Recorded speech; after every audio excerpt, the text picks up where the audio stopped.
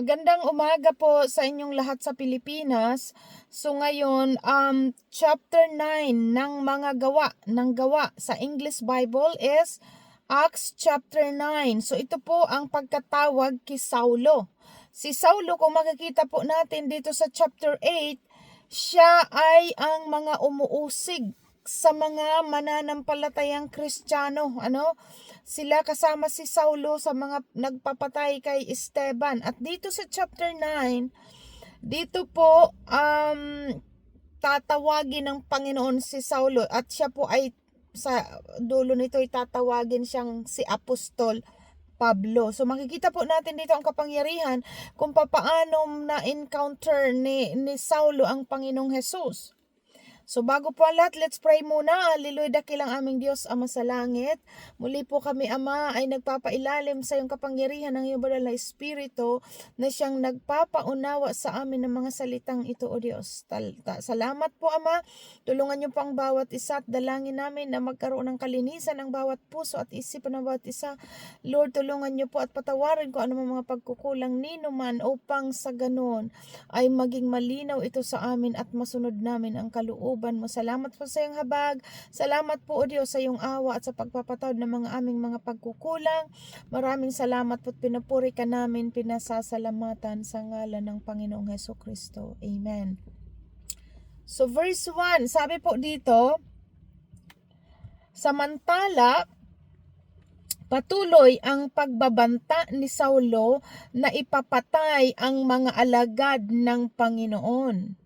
Lumapit siya sa pinakapunong pari ng mga Hudyo at humingi ng mga sulat para sa sinaguga sa Damasco upang madakip niya at madala sa Jerusalem ang sinumang lalaki o babae na matagpuan niya roong kaanib sa daan ng Panginoon. So yun po, nag-ask ng permit, itong si Saulo sa mga punong pari, sa mga pinunong Hudyo, upang siya po ay pahintulutan na ang sinumang mga nananampalataya sa Panginoong Hesus, babae man o lalaki, ay ito po ay kanyang madakip. Ano po? At yun nga, kanya po itong pinaparusahan. Verse 3, naglakbay si Saulo papuntang Damasco at nang siya'y malapit na sa lungsod, biglang kumislap sa paligid niya ang isang nakasisilaw na liwanag mula sa langit. Natumba siya sa lupa at narinig niya ang isang tinig na nagsasabi, Saulo, Saulo, bakit mo ako inuusig? Sino kayo, Panginoon? Tanong niya. Ako si Jesus, ang iyong inuusig, tugon ng tinig sa kanya. Tumayo ka't pumasok sa lungsod at dooy sasabihin sa iyo kung ano ang dapat mong gawin.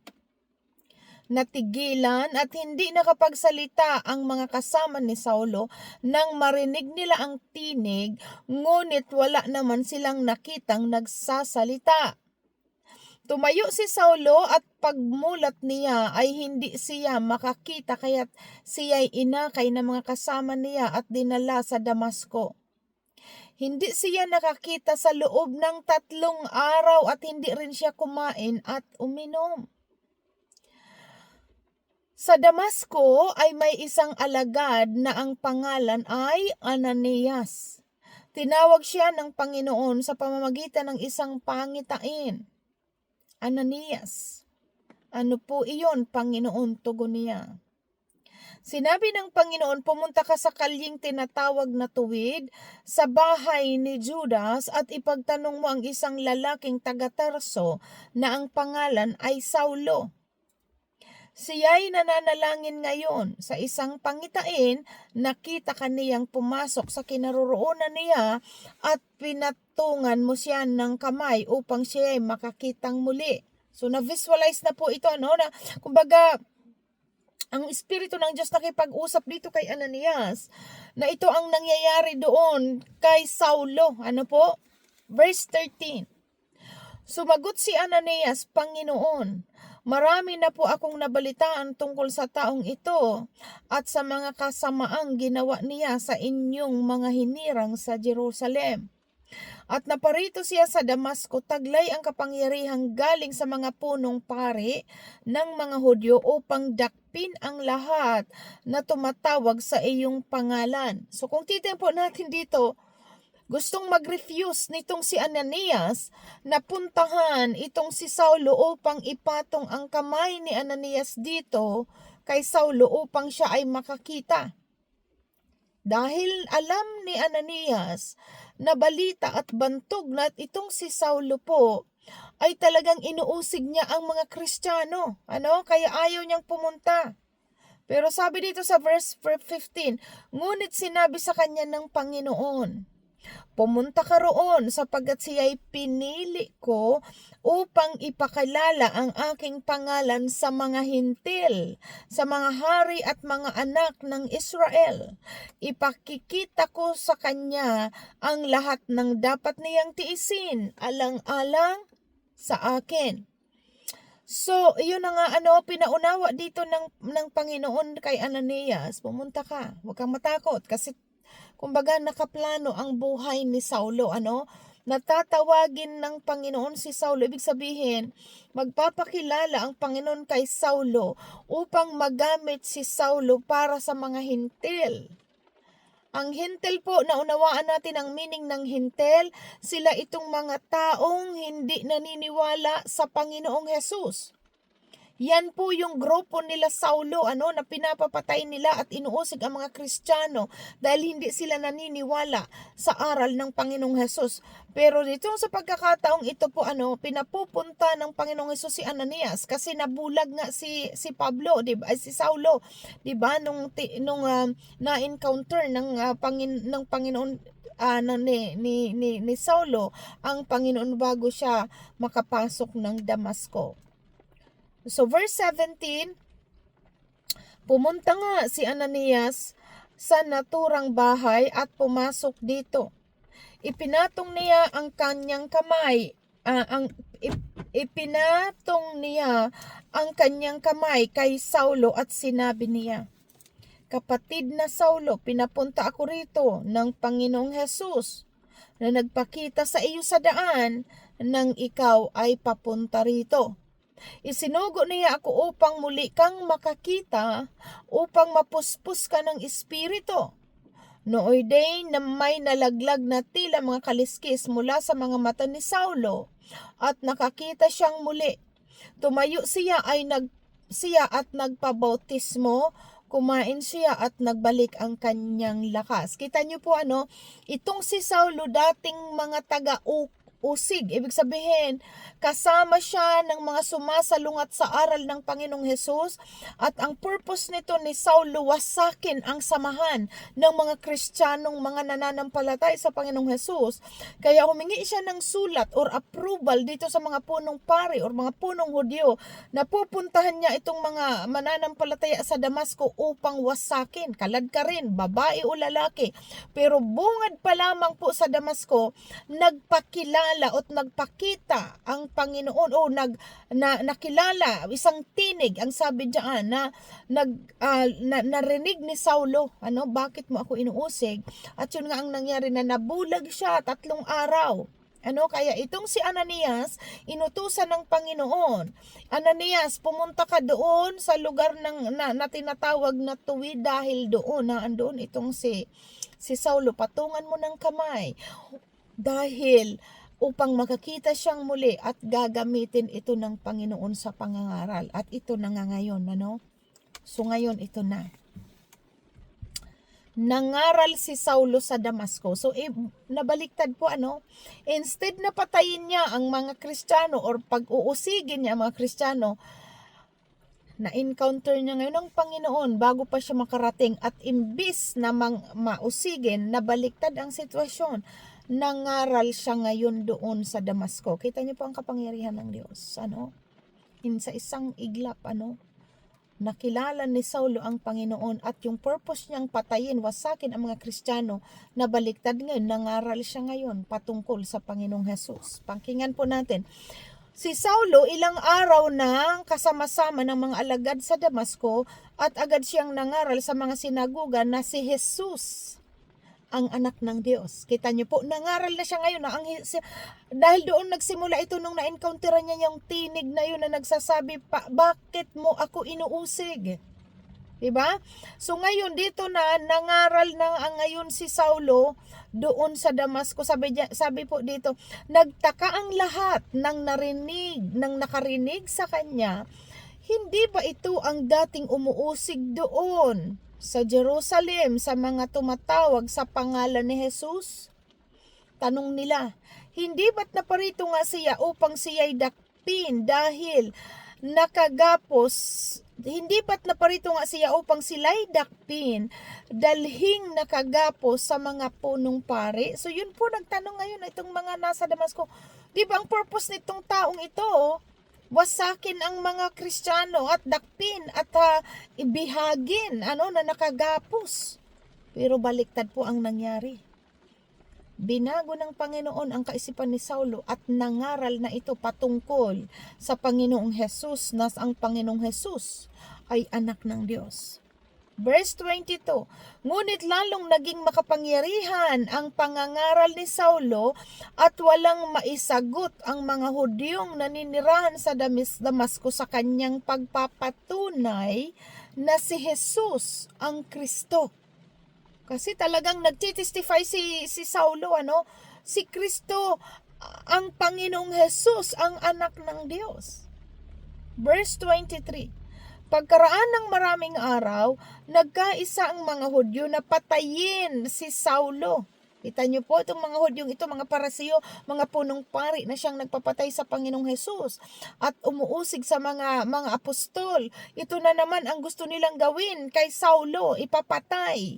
Dahil nangangaral at patuloy nagkakaroon ng kapangyarihan na maipangaral ni Saulo ang patungkol sa Panginoong Hesus. Kaya sabi diyan, pagkaraan ng maraming araw, nagkaisa ang mga Hudyo na patayin si Saulo.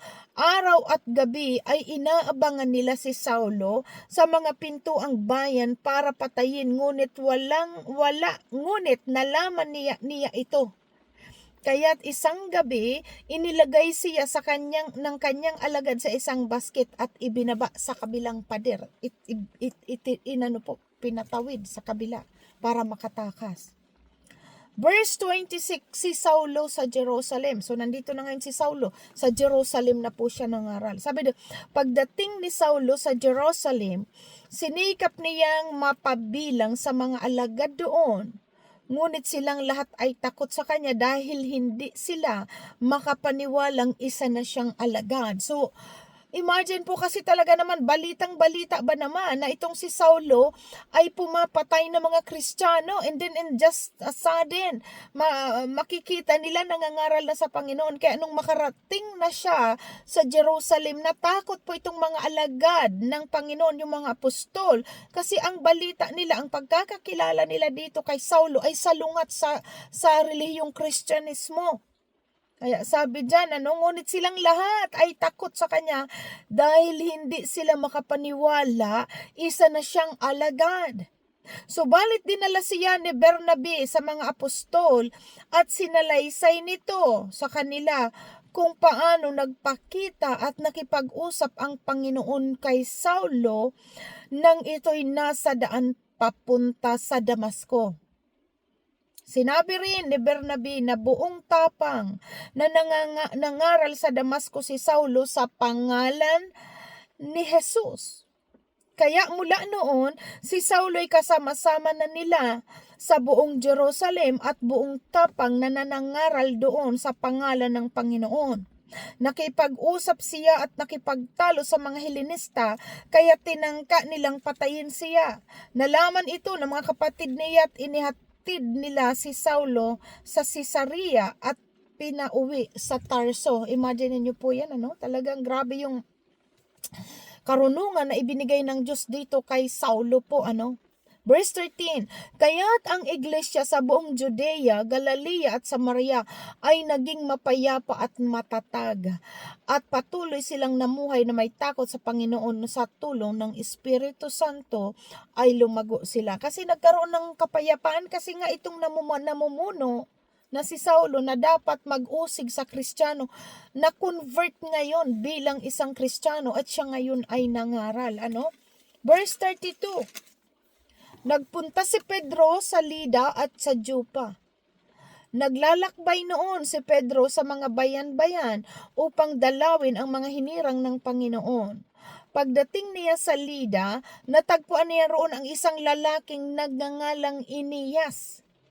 Ito'y isang paralitiko at 8 taon nang nakaratay. Sinabi ni Pedro sa kanya, Inias, pinagaling ka ni Hesukristo. Tumayo ka at iligpit mo ang iyong higaan. At agad siyang tumayo.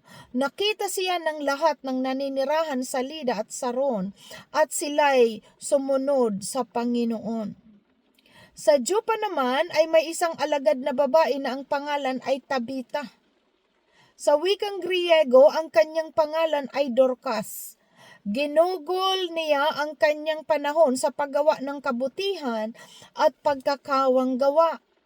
Nang mga araw na iyon, nagkasakit siya at namatay.